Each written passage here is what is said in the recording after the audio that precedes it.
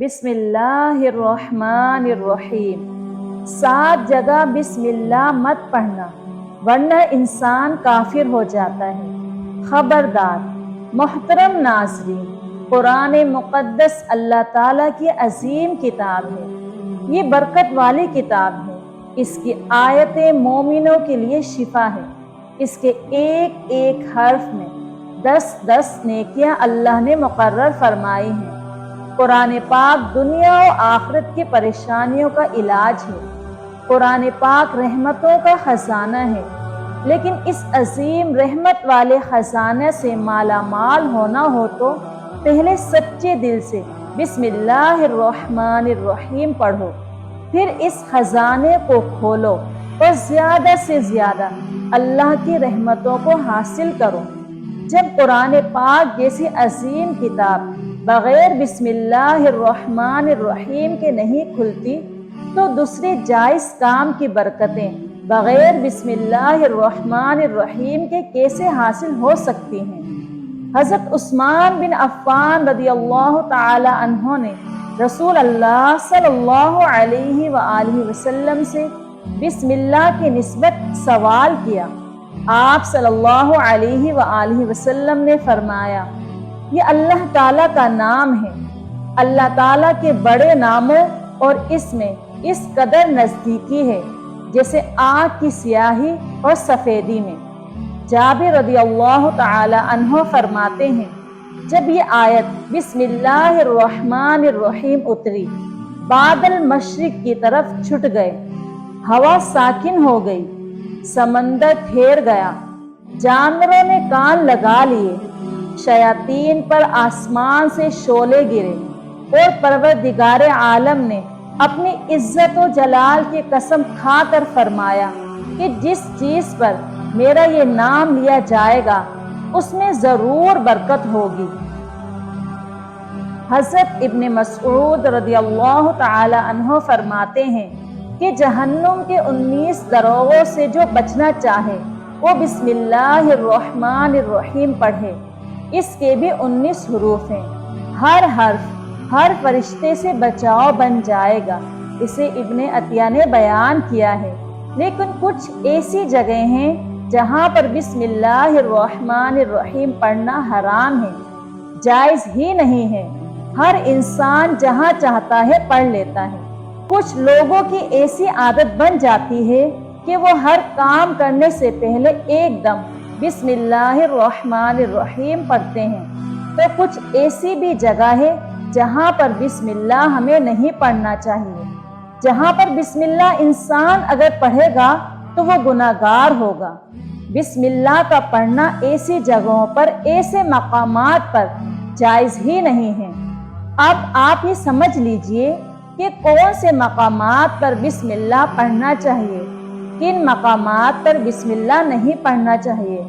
محترم ناظرین، آپ نے سنا ہوگا کہ ہر کام شروع کرنے سے پہلے بسم اللہ الرحمن الرحیم پڑھنا چاہیے، کیونکہ بسم اللہ الرحمن الرحیم کا معنی ہے کہ اللہ کے نام سے شروع، جو بڑا مہربان نہایت رحم والا ہے۔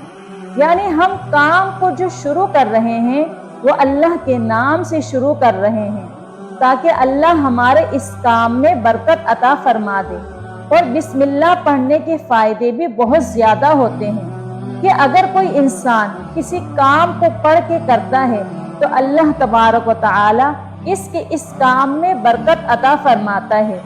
اور یہ سنت بھی ہے، حضور صلی اللہ علیہ وآلہ وسلم نے بہت سارے مقامات پر ہمیں بسم اللہ الرحمن الرحیم پڑھنے کی تاکید فرمائی ہے، اور حضور صلی اللہ علیہ وآلہ وسلم نے بسم اللہ الرحمن الرحیم پڑھنے کا حکم دیا ہے۔ اب اگر آپ کوئی بھی نیک کام شروع کر رہے ہیں، اس نیک کام شروع کرنے سے پہلے بسم اللہ الرحمن الرحیم اگر آپ پڑھ لیں گے تو آپ کی سنت بھی ادا ہو جائے گی اور اس پر آپ کو ثواب بھی ملے گا اور اس کی برکتیں بھی آپ کو ملیں گی۔ اگر آپ نے کسی نیک کام شروع کرنے سے پہلے بسم اللہ پڑھ لیا تو پھر انشاءاللہ اس میں آپ کا نقصان نہیں ہوگا۔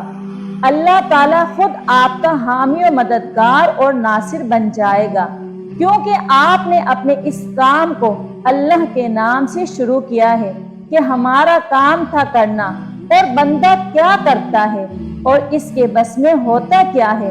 بندہ تو اسباب اختیار کرتا ہے، اور بندہ کر بھی کیا سکتا ہے؟ بندے کے ذمے صرف اسباب اختیار کرنا ہے کہ آپ کسی کام کو کرنے سے پہلے سبب اختیار کریں کہ ہمیں یہ کام کرنا ہے، باقی آپ اللہ کے حوالے کر دیں۔ آپ اپنے کام کو کریں، باقی جو اب آپ کا کام ہے وہ اللہ تبارک و تعالیٰ کے حوالے کر دیں۔ ایک مرتبہ ایک صحابی آئے، آ کر عرض کیا کہ یا رسول اللہ صلی اللہ علیہ وآلہ وسلم، میں پریشان ہوں، ہمارے اونٹ کہیں کھو گئے ہیں۔ تو آپ صلی اللہ علیہ وآلہ وسلم نے ان کو یہ بتایا کہ اللہ پر بھروسہ کرو، اور اللہ پر بھروسہ ہی اصل چیز ہے۔ یہ بولو کہ میں نے اللہ پر بھروسہ کر لیا، اللہ پاک کافی بہترین کارساز ہے۔ تو کچھ صحابہ کرام رضی اللہ تعالی عنہ کہنے لگے، یا رسول اللہ صلی اللہ علیہ وآلہ وسلم، ہمیں اللہ کی ذات پر بھروسہ ہے، کیا ہم اپنے اونٹوں کو ایسے ہی چھوڑ دیں؟ اگر ہماری قسمت میں ہوں گے تو ہمارے اونٹ واپس آ جائیں گے، اور مقدر میں نہیں ہوں گے تو چلے جائیں گے۔ ہمیں اللہ کی ذات پر بھروسہ ہے۔ تو آپ صلی اللہ علیہ وآلہ وسلم نے فرمایا کہ نہیں، پہلے اپنے اونٹ کو باندھو، پھر اللہ کی ذات پر یقین کرو، پھر اللہ کی ذات پر بھروسہ کرو۔ یعنی ہمارے ذمے کی جو کام ہے وہ ہمارے اوپر کرنا لازم ہے۔ اسباب کا انکار کرنے والا جاہل ہوتا ہے۔ اسباب کا انسان انکار نہیں کر سکتا کہ نہیں، ہم تو ہاتھ پہ ہاتھ رکھ کے بیٹھ جائیں گے، اب اللہ کھلائے، کیونکہ وہ رازق ہے، وہ ہمیں کھلائے۔ لیکن آپ اپنی محنت کیجئے، آپ اسباب اختیار کیجئے، پھر اللہ کی ذات پر چھوڑ دو۔ آپ پہلے جاؤ مزدوری پر، آپ کام پر جاؤ، آپ کاروبار کرو، پھر اللہ کی ذات پر چھوڑ دو کہ اے پروردگار عالم، اب ہمارا جو کام تھا ہم نے کر لیا، آگے تیری رضا ہے اور تیری رحمت کے ہم امیدوار ہیں۔ صرف ہمارے کمانے سے رزق تھوڑی ملتا ہے، آپ نے کمایا، بس کما کے لے آئے، اس کے علاوہ آپ غور کیجئے کہ دانے کو زمین سے نکالا کس نے؟ اس کے بعد پھر اس کو گیہوں کی شکل میں، پھر وہ آٹے کی شکل میں بنا، پھر وہ روٹی بنتی ہے۔ ہم سمجھ رہے ہیں کہ یہ ہماری محنت سے ہو رہا ہے۔ ہم نے روٹی بنائی، روٹی بنا کے وہ گوشت یا سالن یا سبزی ہمارے سامنے آئی، اس کے بعد ہم نے جیسے اس کو بسم اللہ الرحمن الرحیم پڑھ کے کھایا، تو اب ہمارے حلق پر ایک فرشتہ بیٹھا ہوا ہے، وہ فرشتہ اب اللہ سے اجازت مانگ رہا ہے۔ حلق میں ہماری دو نالیاں ہوتی ہیں، ایک نالی ہوتی ہے جو سانس کی ہوتی ہے، ایک نالی وہ ہوتی ہے جس سے رزق اندر جاتا ہے، کھانا اندر جاتا ہے۔ تو یہ دو نالی بالکل برابر ہوتی ہیں اور دونوں کا ایک ہی چھید ہوتا ہے، لیکن پھر وہ اندر جا کر الگ ہو جاتی ہے۔ اب آپ یہ سوچ کر دیکھیے کہ فرشتہ یہاں پر بیٹھ کر اللہ تعالیٰ سے پوچھتا ہے ہمارے ہر لقمے پہ کہ مولا اس لقمے کو زندگی کا سبب بناؤں یا موت کا باعث بنا دوں۔ اب اللہ تعالیٰ کی اگر مرضی ہوتی ہے تو وہ لقمہ زندگی کا سبب بن جاتا ہے، اور اگر اللہ کی مرضی نہیں ہوتی تو وہ لقمہ موت بن جاتا ہے۔ یعنی اگر وہ لقمہ بجائے خوراک والی نالی میں جانے کے اگر وہ سانس کی نالی میں چلا جائے تو پھر انسان ختم ہو جائے گا۔ تو آپ دیکھیں، ہم نے اتنے سارے کام کیے، لیکن فرشتہ یہاں پر بیٹھا ہوا ہے کہ اس نوالے کو، اس لقمے کو کہاں لے جانا ہے۔ تو یہ آپ نے اسباب اختیار کیے، یعنی اس کو اسباب اختیار کرنا کہتے ہیں، اور اللہ تبارک و تعالیٰ پر چھوڑ دیا۔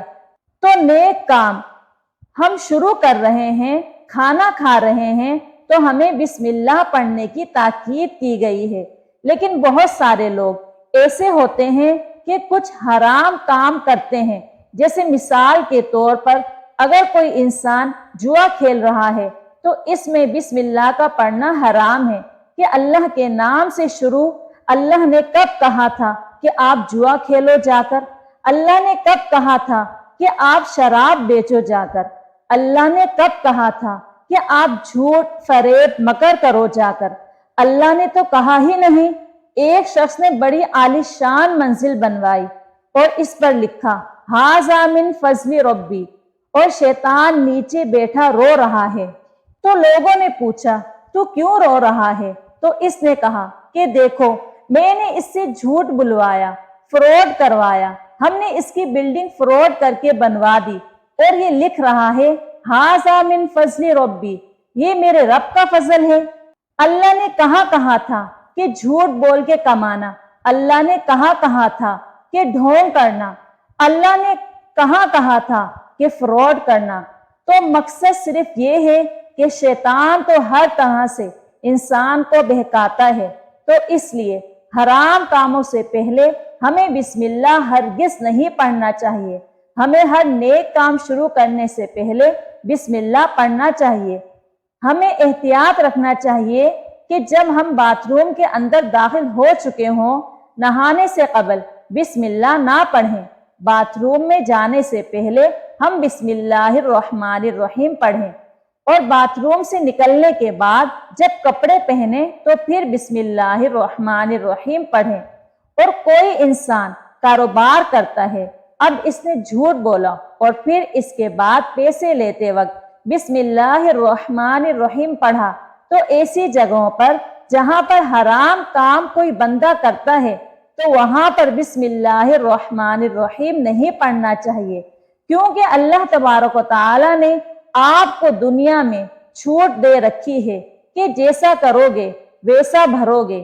اللہ سب کو دیکھ رہا ہے کہ کون کیا کر رہا ہے، تو جو کچھ ہم کر رہے ہیں صحیح یا غلط، اس کے بعد پھر لوگ کہتے ہیں کہ یہ تو اللہ کی مرضی ہے، لیکن یاد رکھنا یہ اللہ کی مرضی نہیں، اللہ کی اجازت ہے۔ اللہ نے آپ کو اجازت دی ہوئی ہے، بس اللہ نے چھوٹ دی ہوئی ہے کہ کر لو دنیا میں جیسا کرنا ہو۔ اللہ ظالم کو ڈھیل دیتا ہے، لیکن جب پکڑتا ہے تو چھوڑتا نہیں ہے۔ اللہ کی پکڑ بڑی سخت ہے، تو دنیا میں اللہ دیکھ رہا ہے۔ یہ مرضی نہیں ہے اللہ کی کہ آپ گناہ کرو، لیکن اللہ نے بس اجازت دی ہوئی ہے کہ آپ کر لو، دیکھیں کتنا کرو گے۔ ایک دن آؤ گے میرے پاس، جب آؤ گے تب ہم فیصلہ کریں گے۔ مالک یوم الدین، انصاف کے دن کا حاکم۔ تو اللہ کی ربوبیت سمجھیے، اور ہمیں یہ سمجھنا چاہیے کہ کون سے کام ہمیں کب کرنا چاہیے، کب نہیں کرنا چاہیے۔ جو سنت رسول صلی اللہ علیہ وآلہ وسلم پر ہم عمل کریں گے تو اللہ تعالی ہمیں کامیاب کر دے گا، دنیا میں بھی اور آخرت میں بھی انشاءاللہ تعالی۔ اللہ پاک ہمیں بہتر عمل کرنے کی توفیق عطا فرمائے اور ہمارا خاتمہ ایمان پر فرمائے، آمین یا رب العالمین۔ امید کرتے ہیں کہ آج کی معلوماتی ویڈیو آپ کو پسند آئی ہوگی۔